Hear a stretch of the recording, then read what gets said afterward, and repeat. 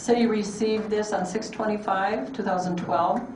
It says, I believe we have a workable sign ordinance in place, and I see no reason to have to alter it to please one individual. Why is it we can no longer display religious or patriotic signs, but the anti-war supporters can parade the old Middle Ages Satanist broken cross and call it a peace sign?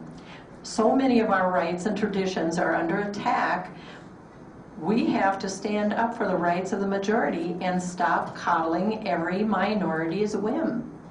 Our country is founded on majority rule, not the minority. So I urge the council to reject this frivolous complaint and stop the wasting of taxpayers' money. We need representation of the majority, not the minority. And what is the commission's conclusion? They don't want to Against? Okay. The next. Okay. The next is from Becky Olson, dated Monday, July 2nd. And it says, Wendy Zilka and Little Falls City Council members, with all due respect, I'd like to give my input on the signage hearing. I've been a Little Falls resident and homeowner for over 20 years. Like many of our fellow citizens, I'm embarrassed that there is such uproar over our sign ordinance. In an era of over-regulation, it is freeing to be able to be left with some decision-making opportunities instead of being told exactly how so many things should be done. This being said, I respect the fact that because our city was dealt a sucker punch, in parentheses, a resident chastising us for a sign that showed support for our troops just because their own yard and house that are over-shrouded with signs caused someone to complain, end of parentheses. And our officials were put in the position of having to regulate what should be common sense.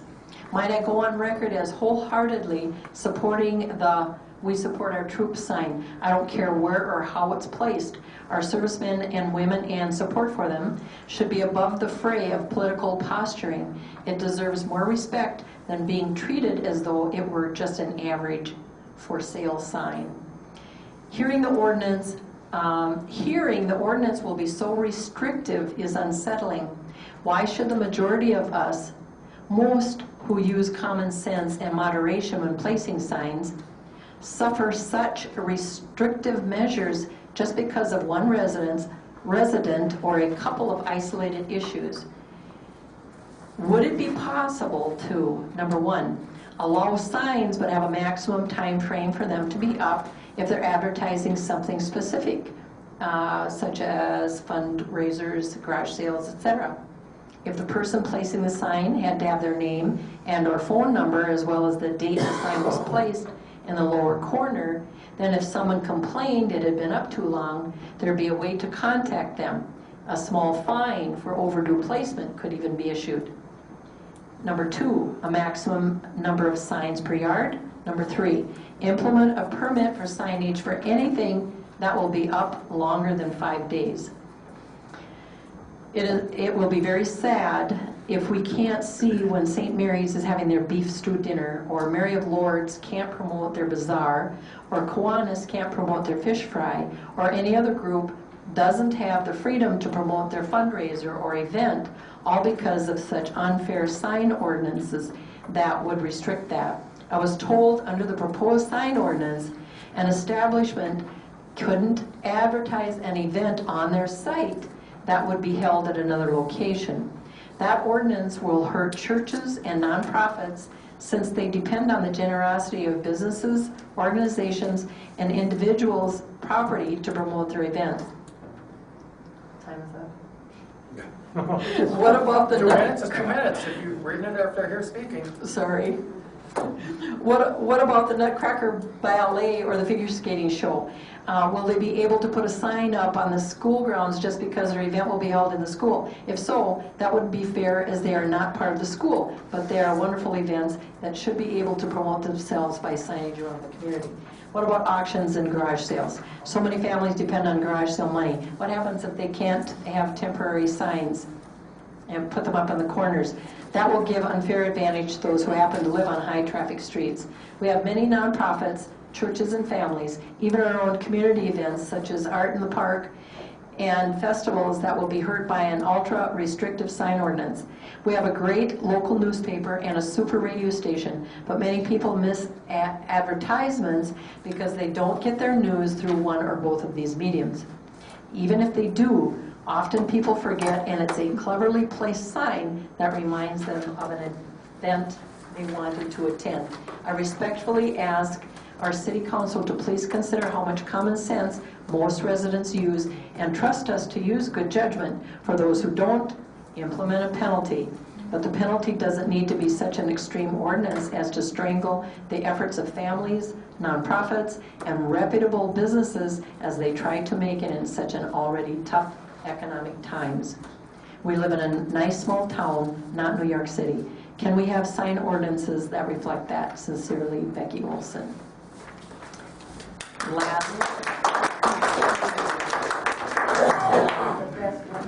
Last, okay. It makes more sense than any of the others.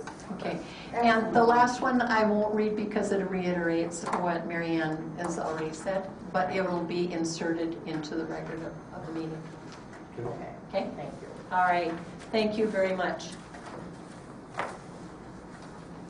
Okay, are there any rebuttals of those in opposition? Rebuttal of those in opposition?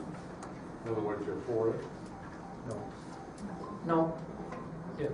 You're, That would be a rebuttal. You're rebuttaling those, oh yes. Okay, you're for it, so you're rebutting against those that oppose. I guess I have a question, one question. go on that. I'll leave it up there.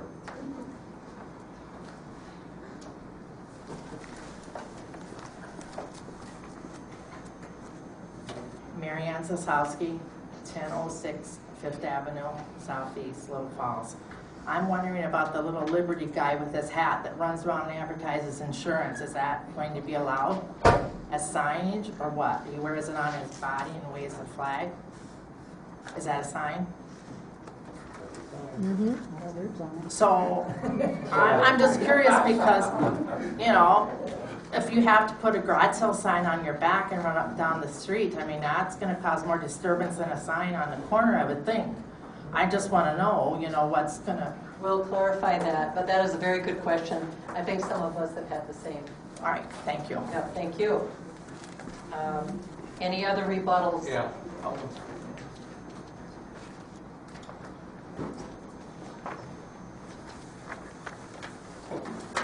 Pete McDuffie, 708 6th Street Southeast.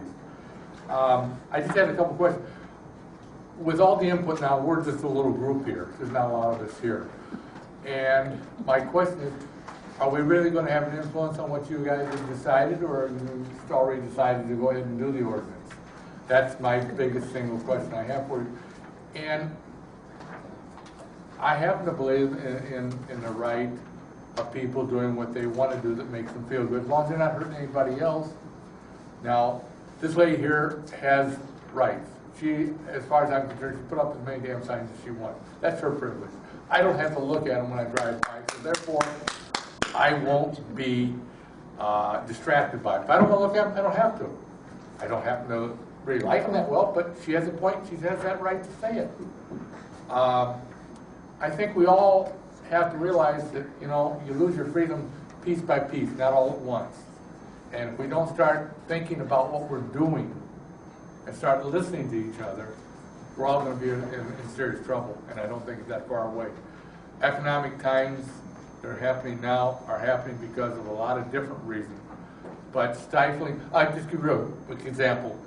I have garage sales, and about a third of all the people that stop at my garage sale, and I happen to be the one that has a garage sale up on by the high school, but it's only been there for 5 days. Okay? You live on 6th Street. Huh? I live on 6th Street. Okay. But the point I'm trying to make is that we all have rights. And I have no problem with somebody putting signs. No, it's not hurting anybody. Who's hurting us? And is this a federal law I mean, somebody said we have to comply with federal laws. What federal law says that we have to have a sign or can't have a sign? I didn't hear of any sign like that. Any law? Thanks again. Thank you. Anybody else on rebuttal of those in opposition? Going once. Anybody that would like to provide a rebuttal? Those in opposition? Twice. Anybody that would like to provide a rebuttal of those in opposition? 3 times. Hearing none, we will take rebuttals of those in favor.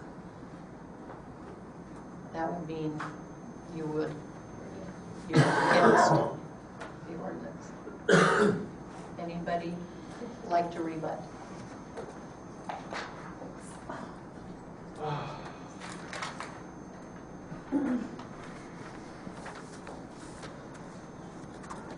I'm confused. Gigi Dumbovi, 20251 223rd Street, Little Falls, Minnesota. I'm manager of the Farmers Growers Market, Little Falls, Morrison County Farmers Growers Market. In this ordinance, I still don't see where we are supposed to place our signs. And we need to know as a group.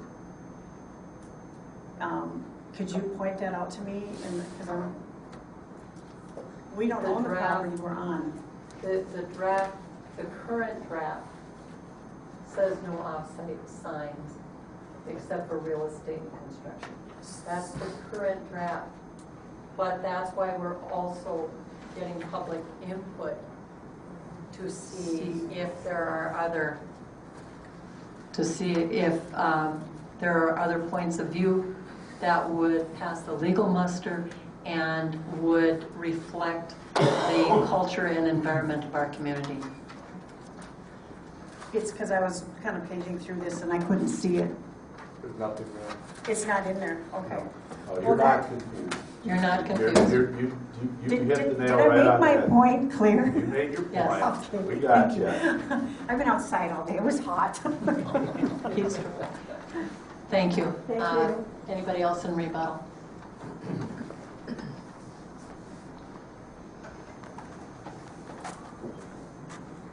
I'm Kathy Check, 13497 48th Avenue, Flensburg, Minnesota.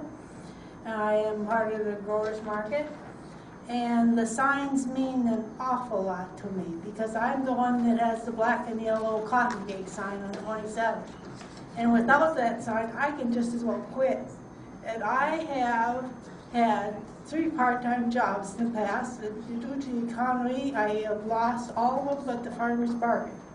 And so I depend on the market and those signs for my living. Thank you. Thank you.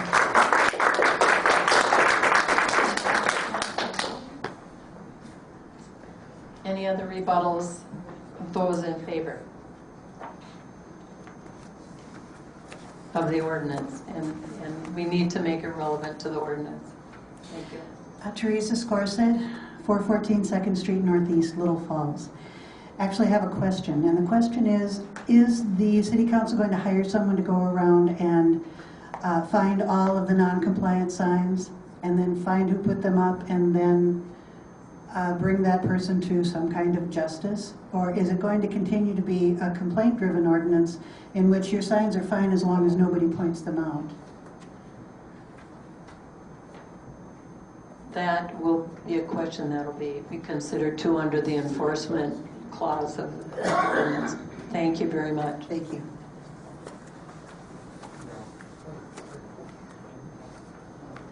Anyone else in rebuttal Yes. of those in favor?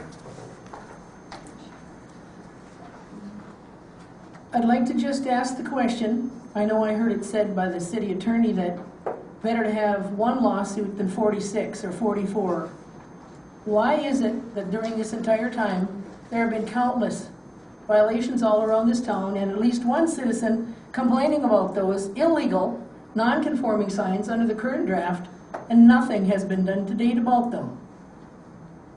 I'd also like to point out that I have audio recordings of a working session where Jeremy Handler, city council member, states, What do we have to do about our downtown area?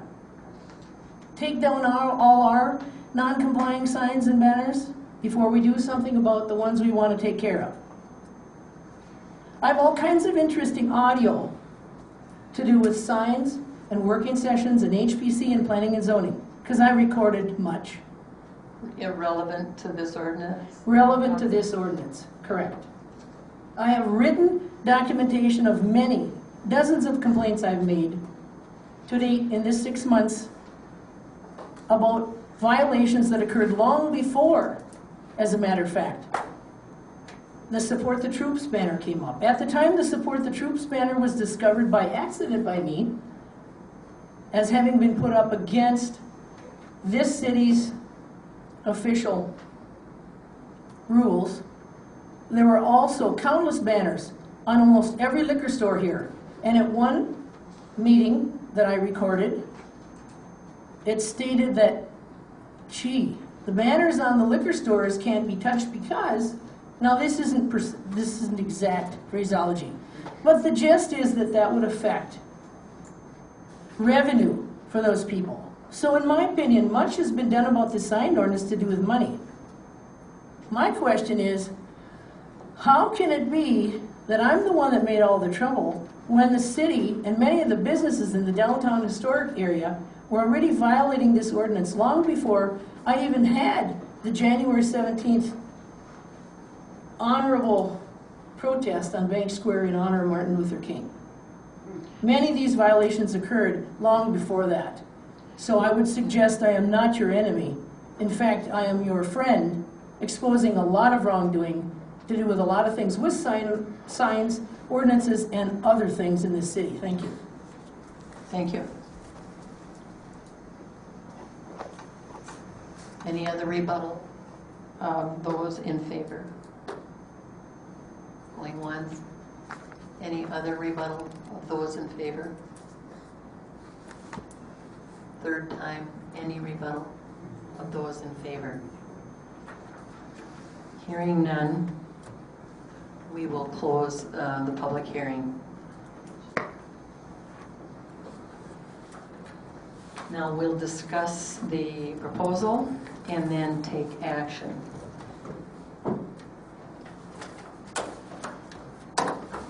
Frank. I just want to make something clear for myself. Some of the people who were against it was concerning, it's not against the whole sign ordinance. I saw it was because of the garage sale issue. They had concerns about that. Another one I heard was not against the whole ordinance, but was against not being able to put up sandwich boards or something to promote farmers market. Mr. Malore, who came in and was on the side of against the sign ordinance, never really addressed that. It was more like he was reporting a non-compliant sign. So just to put it clear in my mind who is against and who isn't, I just wanted to bring them issues up.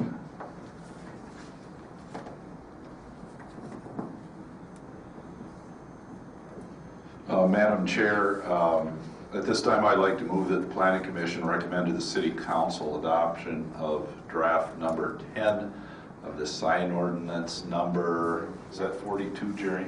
Yep. 42 is amended for item K and item 1 as presented. Is there a second? Second. Jeremy seconded. All right, discussion. I just want to mention that most of the comments that I received did positively address our changes in protecting our legal rights, our First Amendment rights, and also the legal rights of the city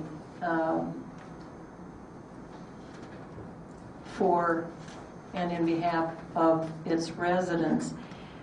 the concerns, most of the concerns that I heard, I also heard this evening. In fact, they were very adamant in that signs that would announce or advertise events, especially from the nonprofit organizations. And I do want to ask Farmers Market, are you a 501c3? No, but we are a nonprofit. You are a nonprofit. Yeah. Addressing nonprofits, which would include the Lions Fish Fries, the donut sales. They felt that allowing some off-site advertising signs that would pass the legal muster be considered. That could include activities such as the farmers market, the fish fries, other events that are held, Mary of Lourdes, they're a nonprofit. Yeah, I mentioned Senior Donut. Those types of activities that are sponsored or provided by nonprofit organizations, and garage sales. So I was wondering what the commission would feel about perhaps adding a little language to the ordinance, or pass it as is with the presented amendments and then consider other amendments in the future. Madam Chair, although there's been representations and misrepresentations made this evening, as someone that's worked on the sign ordinance, I believe probably for well over 5 years, so it's been going on a little bit longer than just January. There are parts, I think, that all Planning Commission members can support. There are parts of this ordinance that, even though I introduced it and am recommending that the City Council adopt it, are less than perfect. I do believe, however, that the ordinance as presented is an excellent compromise for our citizens and the citizens of Little Falls. I believe the citizens all want a well-organized and well-run community in which to live, and I think this ordinance reflects a well-thought-out and well-planned approach to that in regard to signage.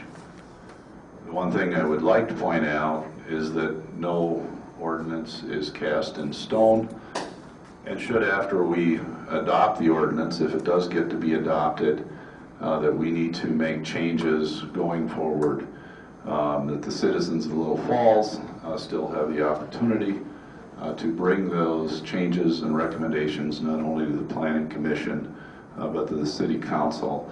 And I think the City of Little Falls has historically had an excellent reputation of listening to all of its citizens. And so, again, I think it's not a perfect ordinance, but I think it's an excellent compromise for the City of Little Falls.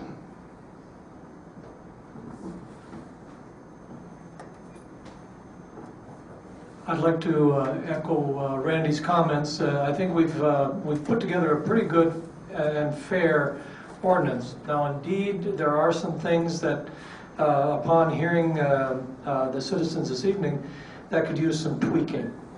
But to delay the passage of this ordinance in order to add a sentence or two down the line, I think would be just an untimely delay. I would urge the Commission to pass the ordinance in its as it's presented this evening, with its amendments as noted earlier. And I would urge the Commission also then to keep on its agenda the several of the items that were brought forth for attention later down the line. So noted.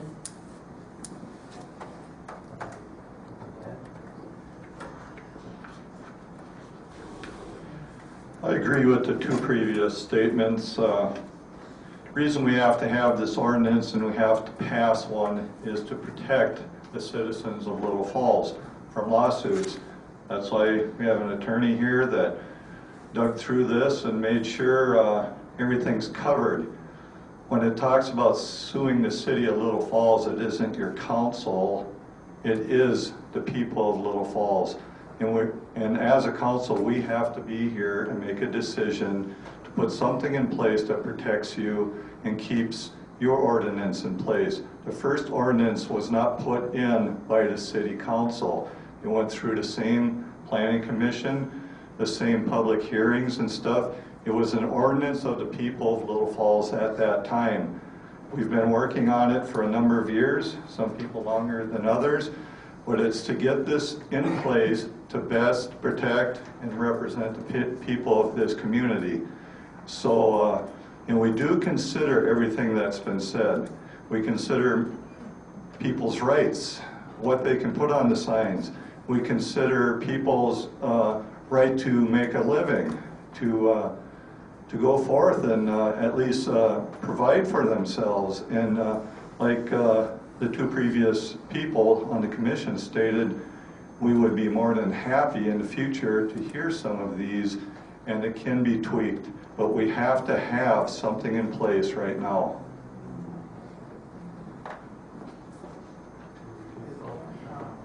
Any other discussion by the commission? Madam Chair, behind you. Yes? I have to agree with the planning commission. They spent long hours. I was at a number of these meetings since, I don't know when, but back in March, I just recommended to pass this, but changes can be made.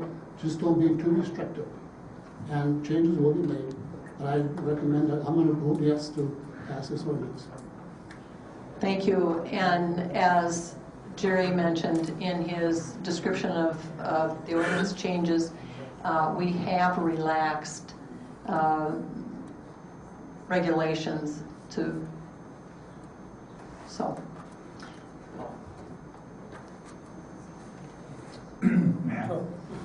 Madam Chair, Yes. as your lawyer, this ordinance was, just for the public's knowledge, was an ordinance that was drafted for the city of Hopkins. So when it was facing a significant constitutional challenge a number of years ago, we represented that city. It's a vanilla ordinance. It's not a perfect ordinance. But my suggestion is this ordinance puts you in the best, well, from the city itself, puts itself in the best position possible. It is a baseline. I work with a number of planning commissions. It's better to be more restrictive at the beginning and then loosen. And you have a number of valid concerns that folks have mentioned tonight. And I think those things can be addressed. My suggestion is you can't do that tonight because of timing. Simply because of the litigation process we're in, I suggest that you do recommend passage of this ordinance as amended and continue your work on it as you do with all your other ordinances. I do, if I may, just a couple of quick comments that there was a suggestion about the city has a right to regulate time, place, and manner restrictions, not content. And this ordinance is very clear that this is just about number of signs and so forth. Flags are separate than signs. You'll be, for instance, Ms. Hensel, in the way this is proposed, you'd be allowed 2 flags because those are separate. The ordinance defines separately, and the Constitution views flags a little differently than signs. So that's how that is addressed. Other than that, these are just these off-premises issues are every city in the state and county grapples with these same issues. So I suggest a good starting place and continue to work on it. Thank you. Any other comments or discussion before we call for the vote?